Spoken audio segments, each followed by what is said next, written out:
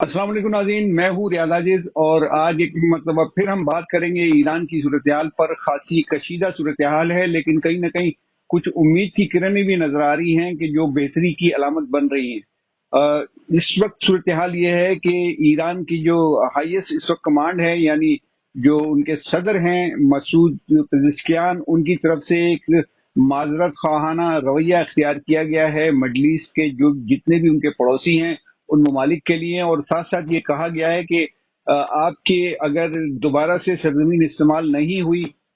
हमारे ऊपर हमलों के लिए, तो फिर हम दोबारा आप पर हमला नहीं करेंगे, और जो हमले किए हमने मजबूरी में उसके लिए माजरत खां हैं।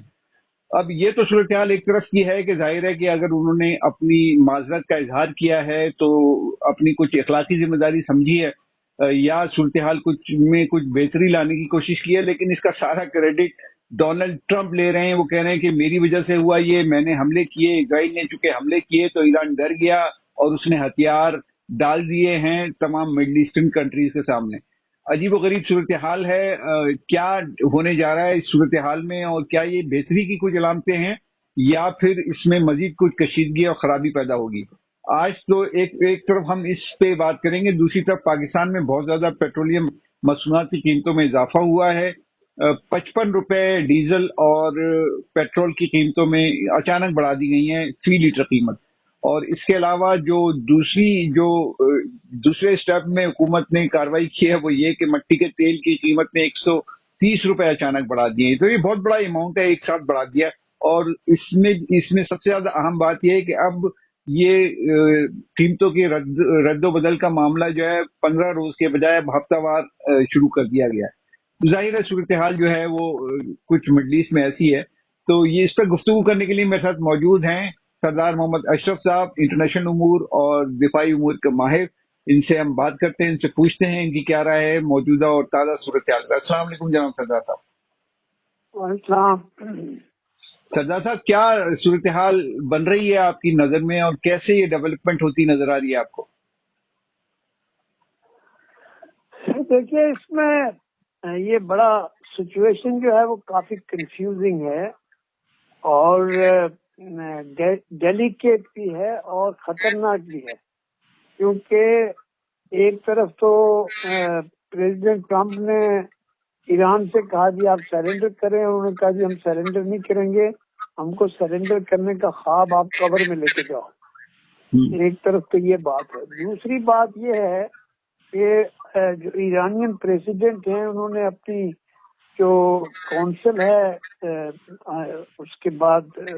खमनाई के बाद जो काउंसिल है उसके बिहाफ पे ये कहा है कि हम आप पड़ोसियों के खिलाफ जो है वो माजरत करते हैं जो पहले हुआ है, और आइंदा जो है वो हम नहीं करेंगे अगर वहां से हमारे ऊपर हमला नहीं होगा। तो और उन्होंने ये भी कहा कि ये हमले जो है वो स्टेट की मर्जी से नहीं हुए हैं बल्कि लोकल कमांडर्स की तरफ से हुए हैं जिनको डिसेंट्रलाइज किया गया था, और इसमें जो है वो हायरार्की की या सरकार की या जो स्टेट या जो थी उसकी मर्जी शामिल नहीं। तो एक तरह से उन्होंने ये कोशिश की है कि जी जो पड़ोसी मुल्क है, खास तौर पर कतर है, यूएई है, कुवैत है, बहरीन है, सऊदी अरब है। सऊदी अरब में आज हमारे फील्ड मार्शल भी पहुंचे हुए हैं, और सऊदी अरब के वज़ीर ख़ारजा ने ये भी कहा है कि हम जो है वो 36 साल तक ये देखते रहे कि हमें तहफ़्फ़ुज़ मिलेगा, तो हमें तो तहफ़्फ़ुज़ मिलने के बजाय इजराइल को तहफ़्फ़ुज़ मिल रहा है। तो ये बड़ा अहम डेवलपमेंट है कि मिडिल ईस्टर्न कंट्रीज में जो छोटे शेखडम हैं या सऊदी अरब है, यूएई है, कतर है, इन लोगों ने ये महसूस किया कि जो अमेरिकन प्रोटेक्शन है कोई प्रोटेक्शन नहीं था। अच्छा, इसमें एक सवाल मैं और कर लूं, यहाँ ठहर जाइए आप, ये सवाल बड़ा जरूरी है। देखिए, हम ये तो देख रहे हैं कि माजरत की है ईरानियन प्रेसिडेंट ने, लेकिन उसके साथ साथ उन्होंने एक कंडीशनल बात भी की है, यानी मशरूत माजरत है ये कि आप अगर हम पे हमला नहीं करेंगे, यानी आपकी सरजमीन अगर हमारे खिलाफ इस्तेमाल नहीं होगी तो फिर जवाबी तौर पे हम आप पर हमला नहीं करेंगे। लेकिन अगर वाइस वर्सा होता है, अगर सूरत हाल मुख्तलिफ होती है और वहां से फिर अटैक होते हैं, ظاہر ہے کہ وہ اٹیک یہ مڈل ایسٹرن کنٹریز نہیں کر رہے ہیں، وہاں پہ جو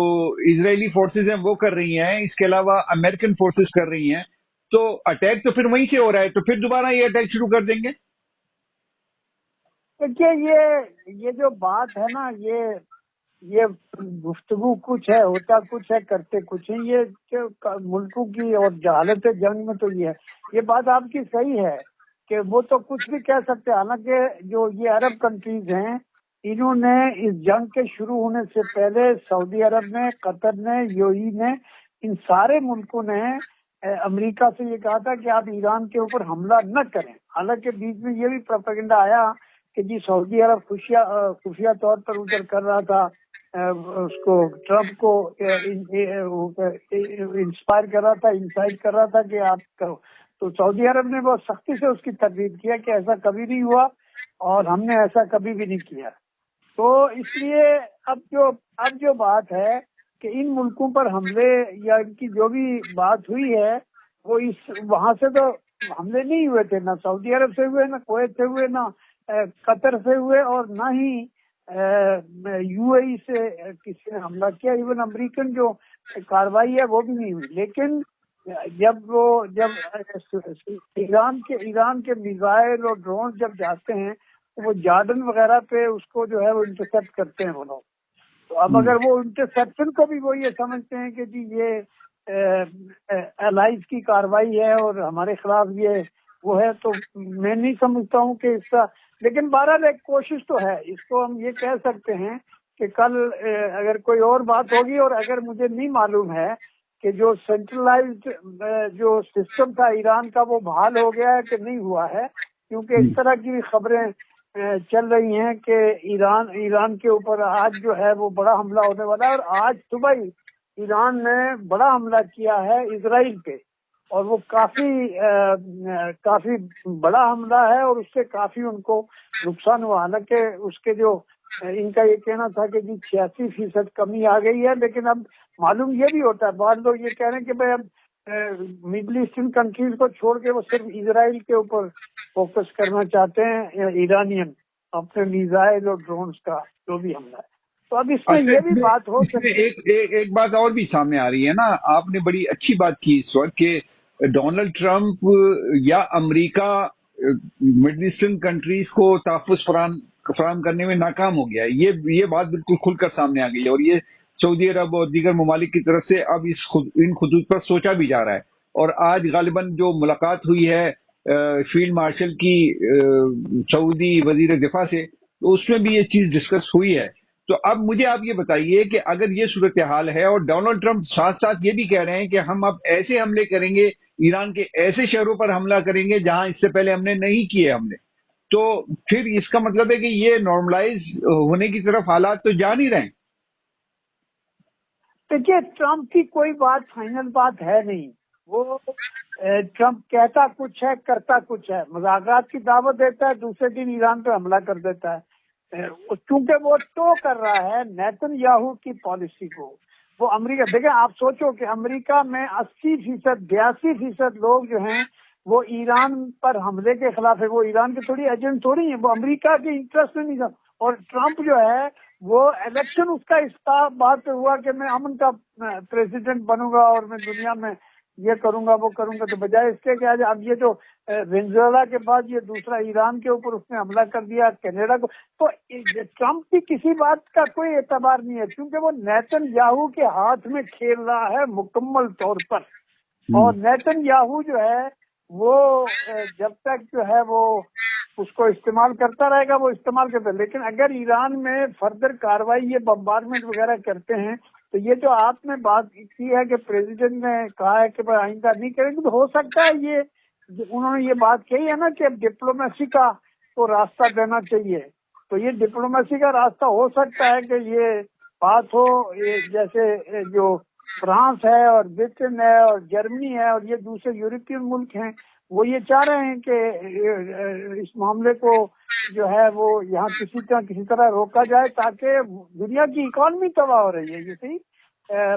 ابھی تو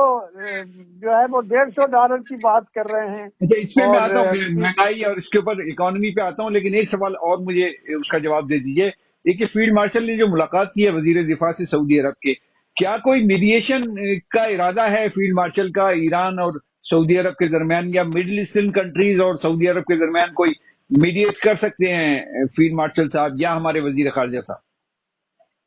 نہیں دیکھیے، ایران، دیکھو پہلی بات تو یہ ہوئی ہے کہ یو اے ای، قطر اور سعودی عرب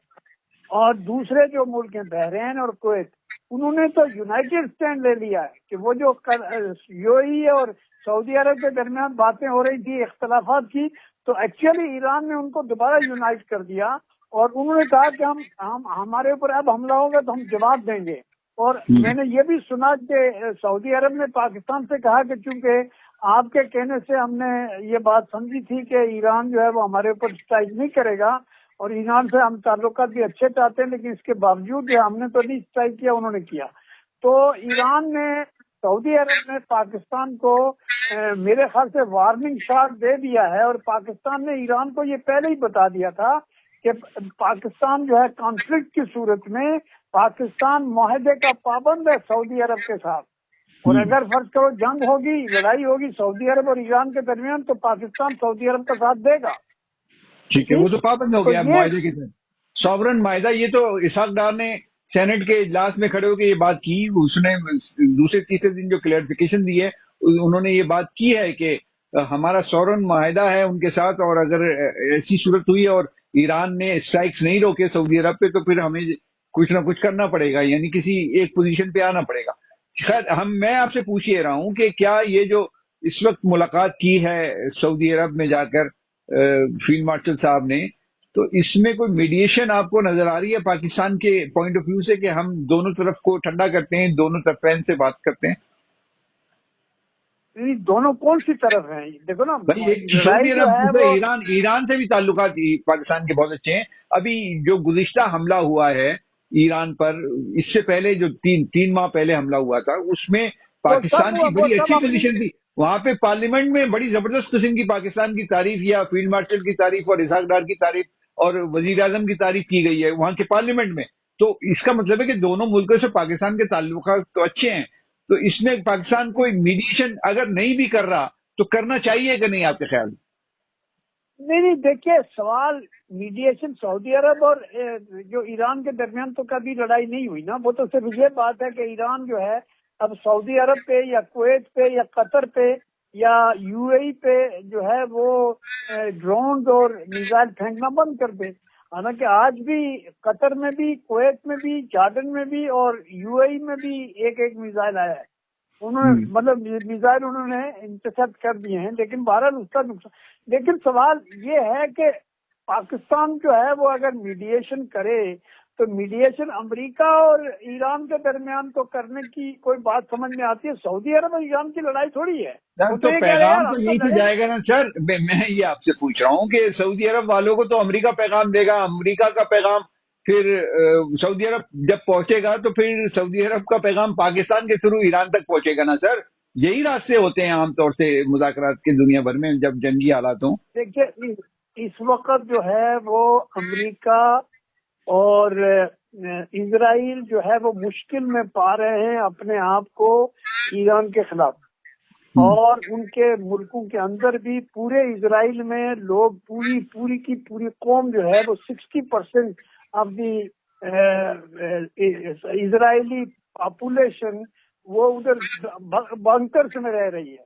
تو یہ کوئی نارمل صورتحال نہیں ہے۔ وہ جو ان کا یہ خیال تھا کہ جی اب ہم نے ان کو بالکل ہوائی جہاز اور بحری جہاز ہم نے ختم کر دیے ہیں اور ان کی ہم نے اسٹرائکنگ کیپیسٹی ختم تو نہیں ہوئی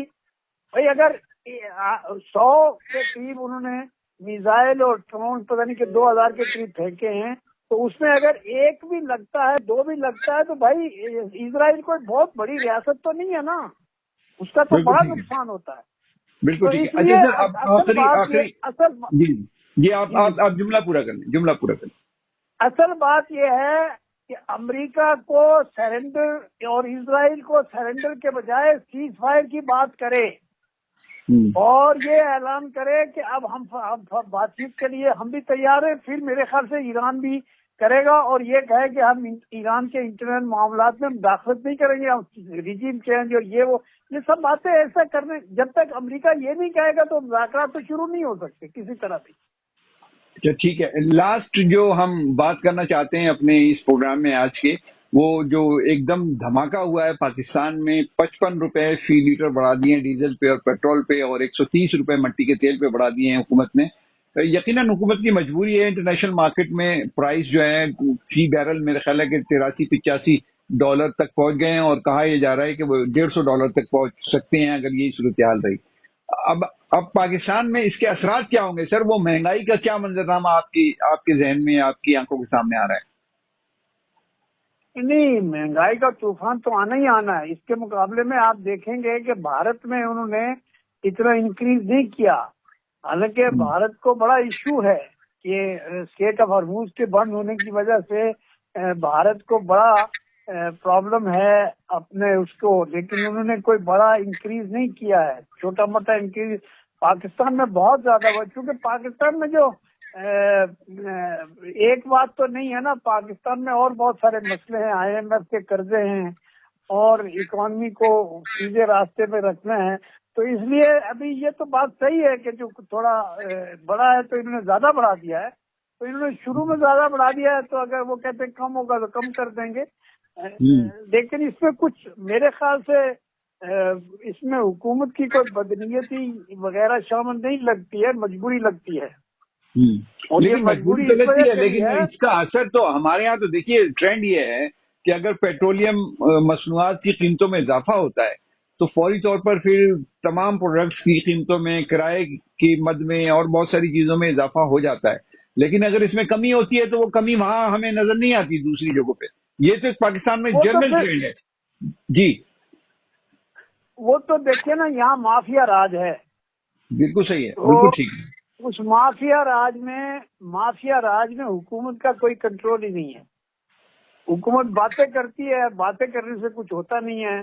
حکومت کا نظام نہیں ہے صحیح کہ وہ لوگوں کو